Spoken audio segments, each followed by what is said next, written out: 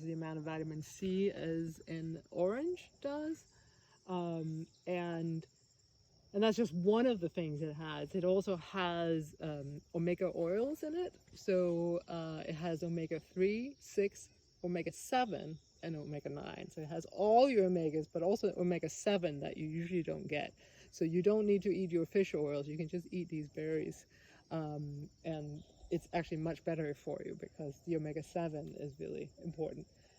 And what this is actually, the name for it in Latin means shiny horse. So it comes from that in the old days, in Siberia and the Himalayas where this kind of grows wild, they would let the horses go when they were at the end of their day and when they were, kind of beaten up and dying, into this kind of wilderness areas that had these, and the horses would both eat the leaves but also the berries, and then they would come back out again and their coats would be shiny and they would be all revitalized and not dying anymore. And so the berries also have about over 200 other micronutrients that are really important for us. So this is like a super berry. But let me show you one where we can see the berries over here. But the other great thing about it is that it does not only does it heal us, it also heals the soil. It's a nitrogen fixer.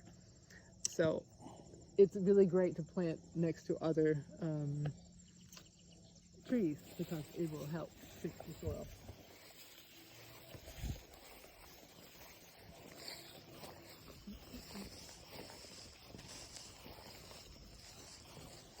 So these are the walnuts. This is a black walnut from a seed I started. That's a hard nut over there. And these here we have a bunch of black raspberries. Yes.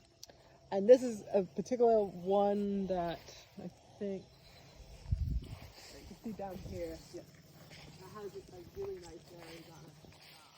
Like this one is just, I propagated it from last year, but you can see, that looks like someone said there's a spider or something in there. But it has like really nice big size. They get like almost double sized than this.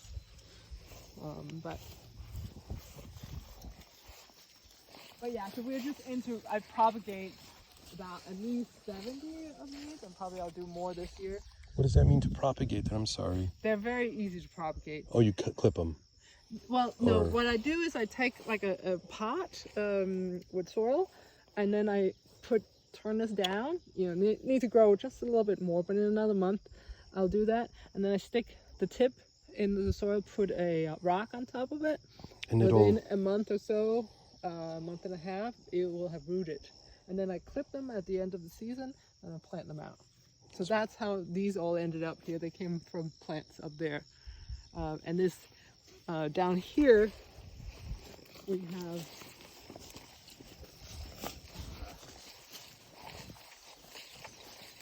these are, that one was probably Allen, which have the bigger berries. This is Bristol, which, I mean, it's the end of the season, but it has decent berries too, but they're not quite as big, but it's very productive.